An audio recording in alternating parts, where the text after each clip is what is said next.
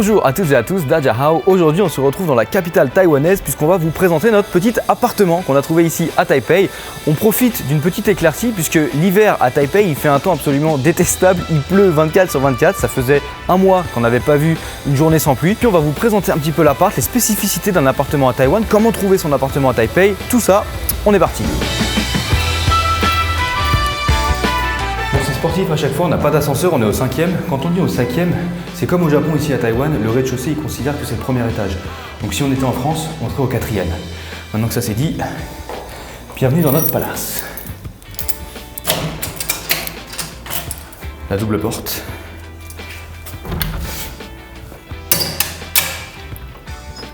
Alors, toute première chose qu'on remarque quand on arrive dans un appartement à Taïwan, c'est qu'il n'y a pas de genkan. Un genkan, c'est le terme japonais qui caractérise c'est ce petit espace un petit peu affaissé dans lequel on enlève ses chaussures et dans lequel on laisse ses chaussures en général. Ici, à Taïwan, il n'y en a pas, donc on va quand même enlever nos chaussures bien évidemment pour pas salir à l'intérieur, mais je trouvais ça intéressant à relever. Alors, juste après, on arrive dans le petit salon, dans la petite salle à manger, salon qu'on a, donc on a quand même pas mal d'espace, c'est assez agréable, on a une bonne luminosité, l'appartement est très bien éclairé, il a été tout refait à neuf. Ce petit salon, il nous sert surtout à étudier le chinois, à mon pote Rémi et à moi, donc là on n'est pas tout seul, on est dans une colocation. On mange très peu ici, sur cette petite table à manger, sur cette table de salle à manger, puisque on a un marché de nuit juste à côté, un night market, dans lequel on a nos petits restaurants préférés et les prix défient toute concurrence. Je vais vous le présenter en vidéo bientôt. Là, on a le côté un petit peu cosy dans lequel on se pose. Il nous manque une petite table basse pour qu'on puisse profiter avec les colocs, se poser, boire un coup. Sinon, on va s'en servir avec Amandine comme d'un petit studio photo. On a de la chance. En plus, regardez, on a un mur vert. Donc, pour faire un petit fond vert, on l'a déjà sur place. On n'a besoin de rien acheter, c'est royal. Donc, on va faire un petit studio comme ça pour les photos. On va commencer à inviter des gens à partir de 2021. Je pense que ça va être plutôt pas mal. Alors, on a un petit balcon aussi, plutôt cosy, assez étroit mais plutôt long, ce qui permet de se poser, de prendre son petit café. Surtout qu'on a une vue absolument fantastique directement sur la tour 101. Donc la tour 101, c'est un peu la tour Eiffel de Taipei, c'est la tour emblématique de la capitale. Effectivement, on est en plein milieu du quartier de Xinyi. Xinyi, c'est le quartier riche, le quartier avec les grands magasins Chanel, Dior, etc. Un petit peu en mode Champs-Élysées en France ou Ginza au Japon. Donc, on a de la chance puisque le soir en plus elle s'illumine jusqu'à minuit, on profite d'un petit spectacle vraiment très agréable quand on est là, qu'on chill à la maison, ça fait toujours plaisir. Si vous venez à Taïwan, vous allez vite vous en rendre compte, il y a beaucoup de bâtiments qui ont une sorte de grillage en face de leur terrasse, en face de leurs fenêtres, c'est parce qu'à l'époque, donc il y a quelques années déjà, ils faisaient ça pour éviter les cambriolages. Aujourd'hui Taïwan est un pays très safe, très sécurisé, donc c'est devenu quelque chose d'illégal dans les nouvelles constructions, ils n'ont pas le droit de le faire, nous vous voyez on n'a pas ce genre de grillage devant, il y en a qui sont avec des trappes, mais il y en a d'autres qui ne le sont pas, donc c'est très dangereux en cas d'incendie par exemple ou en cas de séisme si on doit venir vous secourir et que vous pouvez même pas sortir de votre balcon, donc c'est interdit aujourd'hui. Je me permets de faire une petite parenthèse pour mon compte Instagram sur lequel je poste régulièrement des photos de Taïwan ainsi que des petites stories de la vie de tous les jours. On se rapproche petit à petit du palier des 10 000 abonnés et une fois qu'il sera atteint, je vais pouvoir partager mon travail beaucoup plus facilement. Si vous voulez un moyen rapide et efficace de soutenir mon travail, n'hésitez pas à vous abonner à mon compte Instagram et donnez-moi votre avis sur les photos que je poste régulièrement. Merci beaucoup. Maintenant, je vais vous présenter le reste de l'appartement. Alors, si on a nos vêtements qui sèchent ici, c'est pas de la décoration, c'est juste qu'il fait très humide à Taipei, été comme hiver. En plus là l'hiver, comme je vous l'ai déjà dit, il fait que pleuvoir, donc forcément c'est très humide. On a un déshumidificateur juste ici, c'est impressionnant. Le truc, au bout d'une demi-journée, il est rempli de 2 litres d'eau, tellement c'est humide. Donc ça nous permet de sécher nos vêtements en moins de 24 heures, ce qui est un temps record. Le déshumidificateur, c'est une valeur sûre. C'est très dur à prononcer, mais c'est une valeur sûre à Taïwan. Comme je vous l'ai dit, on est dans une colocation. Ici, on a un petit couple, un Malaisien et une Taïwanaise qui travaillent ici à Taipei, qui sont adorables. Ici, il y a une autre jeune fille qui va arriver. Elle a signé son contrat la semaine dernière, mais elle n'a pas encore emménagé. Là, on a mon gars, un de mes meilleurs potes, Rémi, qui est avec nous à Taipei. Et puis, on a notre chambre juste là. Pourquoi on est en colocation?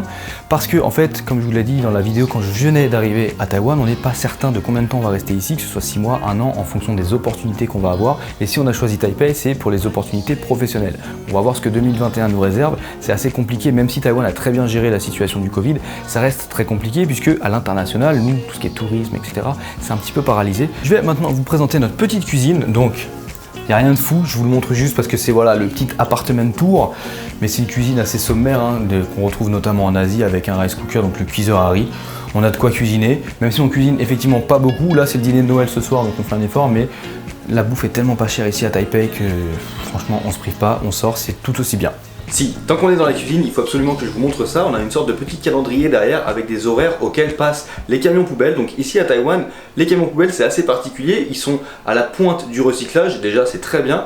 Mais surtout, ici c'est pas les éboueurs qui viennent à vous pour récupérer vos détritus, c'est vous qui allez à eux. En fait, les camions ils passent à des endroits bien spécifiques dans le quartier, donc nous c'est juste en bas de chez nous là-bas. On entend d'ailleurs les camions poubelles arriver grâce à cette musique emblématique. Au début je pensais que c'était des camions de glace, mais pas du tout. C'est pour dire que les camions poubelles arrivent. Et ensuite, selon le jour, vous allez descendre vos canettes, vos plastiques, vos cartons. D'ailleurs, je vais vous montrer puisque là, le camion il va pas tarder à arriver, comme ça vous allez vite vous rendre compte de quoi je parle.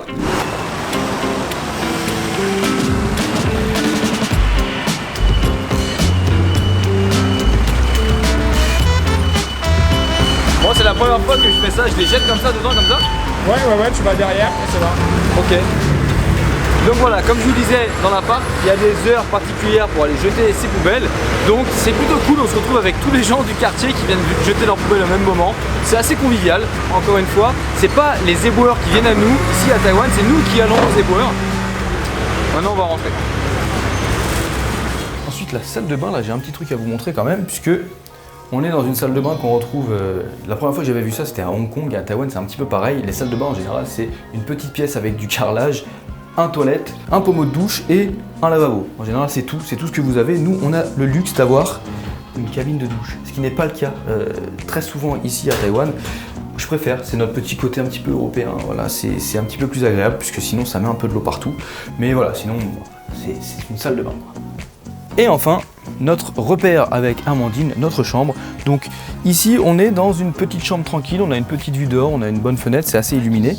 On a un rangement absolument immense. Donc il faut savoir que là toutes les chambres coûtent à peu près le même prix, ça va de 8000 ou 9000 NT à 11 000. Donc nous la nôtre coûte 11 000 NT et avec les charges tout compris on en est à 12 000. 12 000 NT ça fait 350 €. D'autant plus que, déjà que c'est pas cher, d'autant plus qu'on divise ça par deux, vu qu'on est deux. Donc on s'en sort pour 175 € par personne, ici, en plein centre-ville de Taïwan, pour un appartement refait à neuf. Franchement, c'est une offre incroyable. Et comme je vous le disais, vu qu'on sait pas combien de temps on va rester ici, c'était quand même le must pour nous d'avoir quelque chose de pas cher et de central, pour le professionnel, pour tout ça. Et puis en plus, les colocs sont sympas, donc tout bénef. Et je dois admettre que j'ai été très surpris quant à la facilité de louer un appartement ici à Taipei. On est bien loin de toutes les formalités qu'on peut retrouver en France. Pour vous expliquer un petit peu comment on a trouvé cet appartement, donc notre chinois il est très moyen, hein. On ne sait pas parler chinois encore, j'étudie tous les jours mais ça reste une langue très compliquée. Mais Facebook est un réseau social qui fonctionne très bien ici à Taipei, notamment pour l'immobilier. Il faut savoir que Taipei est une ville dans laquelle il y a beaucoup de propriétaires, il y a beaucoup de rentiers et en fait ils listent comme ça leurs appartements sur différents groupes Facebook, donc vous pouvez rentrer en contact avec eux très facilement. En général ils parlent suffisamment anglais pour que vous puissiez venir faire une visite, et si ça vous plaît, il faut savoir aussi qu'à Taïwan, notamment à Taipei, il faut se décider très vite. Et il y a énormément de demandes, c'est une ville un peu comme Paris en fait, il y a énormément de gens qui viennent, ça brasse beaucoup de monde. Donc quand vous visitez un appartement, les gens ils vont vous demander vous le prenez pas. C'est pas je vais réfléchir, je vais revenir demain. Non, demain il sera pris de toute façon. Donc il faut se décider tout de suite. Et après, ce qui est très simple ici, c'est que ils vont regarder votre passeport, votre identité, et ils vont vous demander 2 mois de caution, donc 2 mois de loyer de caution, en plus du premier mois de loyer. Vous leur filez l'argent. Et voilà, ils vous donnent les clés. J'ai été vraiment très surpris parce que en fait Amandine elle a visité cet appartement, elle m'a appelé le soir même en me disant faut qu'on sorte de l'argent tout de suite pour la caution et on emménage direct ce soir. J'étais waouh, ah bon déjà. Et c'est effectivement ce qui s'est passé, on est venu le soir même, on a donné l'argent, on a signé les contrats, on nous a donné les clés et le lendemain on emménageait.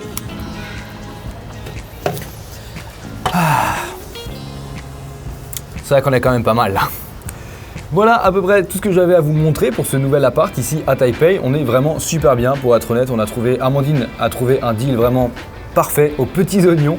On n'a pas encore trouvé de point négatif, vraiment. Bon, à part le temps, mais ça on n'y peut rien. Sinon, n'hésitez pas à vous abonner à la chaîne si ce n'est pas encore fait. J'ai vu qu'il y avait pas mal de personnes qui regardaient les vidéos, qui en profitaient, mais qui n'étaient pas abonnés. Et ça, c'est pas bien. N'hésitez pas à vous abonner à la chaîne. Ça me soutient énormément dans mon travail de vidéo. Sinon, moi, je vous souhaite de très bonnes fêtes de fin d'année. Profitez bien de vos proches. Prenez soin de vous et puis on se retrouve la semaine prochaine pour une nouvelle vidéo à Taïwan avec un meilleur temps. Du moins, on l'espère. Ciao, peace.